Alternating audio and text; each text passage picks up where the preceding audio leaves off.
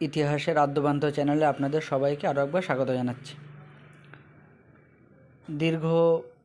প্রায় 8 বছর school service কমিশনের নবম দশম এবং একাদশ দ্বাদশ শ্রেণীর কোনো পরীক্ষা হয়নি, সেটা আপনারা সবাই জানেন। এবং একই সাথে 2015 সালের পরবর্তীকালে নতুন কোনো আপার প্রাইমারি টেট অনুষ্ঠিত হয়নি এবং এই টেট প্রত্যেক বছর অনুষ্ঠিত হওয়া উচিত বলে গাইডলাইনেই বলা আছে। তো এই দুটি বিষয়ে আপার প্রাইমারি এবং নবম দশম ও একাদশ দ্বাদশ শ্রেণীর যে পরীক্ষা আমাদের রাজ্য সরকারের তরফ থেকে নেওয়া হচ্ছে না, এই বিষয়টিকে কেন্দ্র করে আমাদের ছাত্রছাত্রীদের একটা অংশ হাইকোর্টের দ্বারস্থ হয়েছে এবং একই রকমভাবে 2022 সালের যে স্কুল সার্ভিস কমিশনের তরফ থেকে একটি নোটিশ দেওয়া হয়েছিল এবং নোটিশে বলা ছিল যে খুব শীঘ্রই 2022 সালের মে মাসের 5 তারিখে নোটিশ দেওয়া হয়েছিল এবং জানানো হয়েছিল খুব শীঘ্রই স্কুল সার্ভিস কমিশনের বিজ্ঞপ্তি আসতে চলেছে। কিন্তু তারপরেও 2 বছরের অধিক সময় পার হয়ে গেল, কিন্তু তা সত্ত্বেও কোনো রকম নোটিশ ছাত্রছাত্রীদের দেওয়া হয়নি এবং স্কুল সার্ভিস কমিশনের তরফ থেকে পরবর্তীকালে নতুন কোনো নোটিশও দেওয়া হয়নি। তো এই সমস্ত বিষয়গুলিকে কেন্দ্র করে আপার প্রাইমারি এবং নবম থেকে দ্বাদশ শ্রেণীর স্কুল সার্ভিস কমিশনের পরীক্ষা নেওয়ার জন্য আপনারা দেখতেই পাচ্ছেন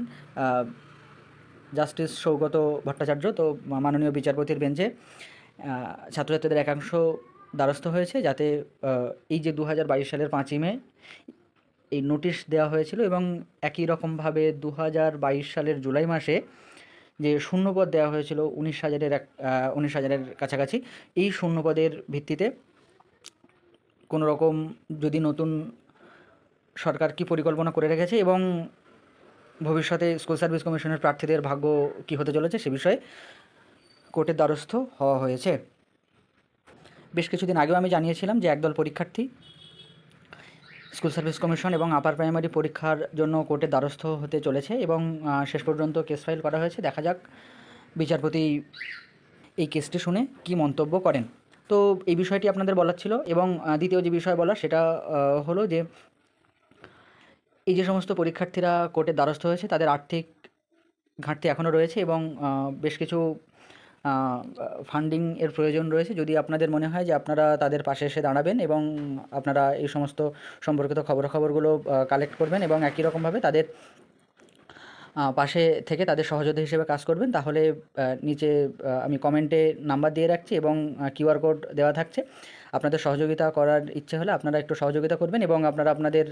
পরিচিতদের জানাবেন এবং বিভিন্নভাবে চেষ্টা করবেন যাতে এই খবরটা হাইলাইট হয় এবং শেষ পর্যন্ত সরকার কোনো রকমভাবে যাতে একটা নোটিশ পাবলিশ করে এবং সেই নোটিশে শুধুমাত্র নোটিশ পাবলিশ করে নয়, স্বচ্ছতার সাথে দীর্ঘ 1 যুগ পর যাতে একটা নতুন আপার প্রাইমারি এবং নতুন স্কুল সার্ভিস কমিশনের নবম দশম ও একাদশ দ্বাদশ শ্রেণীর পরীক্ষা সহ নিয়োগ হয়, তার জন্য আপনারা আমাদের পাশে এসে দাঁড়ান এবং